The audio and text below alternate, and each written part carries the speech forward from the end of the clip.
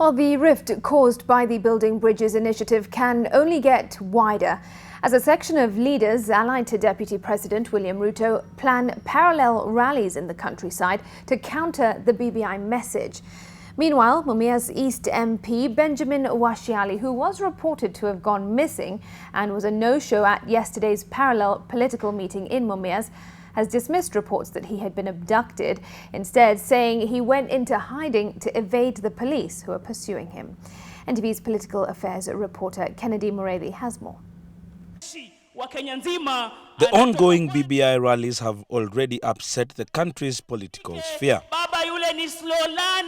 The Kakamega rally was the second in a series of rallies that have been planned by the government to sell the BBI document. But to DP William Ruto and his allies, the meetings have been hijacked by opposition leader Raila Odinga's Orange Democratic Movement as it positions itself for the 2022 political duel. Songs that are being played in the local Podium leader Raila Odinga has emerged as the face of the meetings, and political pundits say it's one way to endear him to the people as he prepares for the 2022 race. Na Kenya sasa iko formation ni BBI and Tangata. Ukiona mtu anaongea lugha ya against BBI ama against Uhuru Kenyatta ama against handshake, yeye yuko kwa Tangata. You want to force BBI down our throats. This was a political rally like we expected it to be. Kisii also played host to the BBI brigade that was taking the message to Nyanza region. The next series of meetings are planned for Mombasa this coming weekend at the Mamangina grounds. After that, the BBI caravan will stop in Eldoret, Embu, Garissa, Suswa, and finally in Nairobi, where NTV has learnt major political statements and realignments will be announced. But with the BBI meetings now gaining traction, and the government keen on silencing any dissenting voice as it happened in Mumias, where a group of politicians allied to the DP was dispersed and blocked from having a parallel meeting, sources within the Jubilee circles now say there will be more of such scenes in the coming days, as those allied to the DP now push for their alternative voice to be heard. Sasa tutakuwa na BBI pili. Tutakuwa na BBI yetu, tunaita BBI roho safi. Na kutakuwa na ingine ya Raila, BBI roho chafu. Lakini kama vile Paulo aliandikia Filipina, bora ni BBI inahubiriwa, hakuna shida. Leteni ile ya Bomas tupitishe.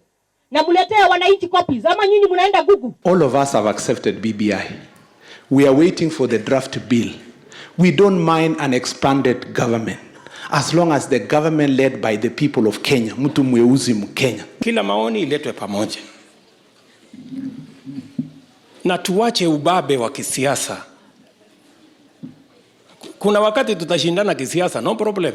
The DP's wing has been feeling the weight of the government's heavy hand upon them and what they see as an attempt to muzzle them amid reports that Jubilee Party's chief whip in the National Assembly, Benjamin Washiali, had received a phone call to ditch his fellow politicians who had planned a parallel meeting in Mumias. Washiali, who was a no-show at the Mumias meeting, resurfaced Sunday saying he had been facing threats to his life and had to leave in a huff. I escaped through the back door to the bush next to my house, and I stayed there for about 1 hour and 15 minutes when I received a rescue from a taxi driver, a friend of mine, who drove all the way from Luanda to come and rescue me, to take me to Kisumu. Those are allegations. I'm here myself to tell you what exactly happened. I never received a phone call from anybody. Whether they abandon us or whether he's abducted or not, life goes on. Washiali and a host of other politicians from the Western region insist they will forge ahead and will plan another meeting in Mumias this coming weekend to make up for the botched meeting that they insisted was just about the farmers. Tumesema 2022 the Luhya nation must be in government. Na sisi tumesema ya kwamba for us to be in government we must make the right political steps. And the right political step is advocating and championing for BBI. The thinking within Deputy President William Ruto's circles is that the BBI meetings planned countrywide are already giving ODM leader Raila Odinga a head start. And if they did not start counter meetings, they will probably be losing the support base that they have worked hard to gain this far. Kennedy Mureithi, NTV in Kakamega County.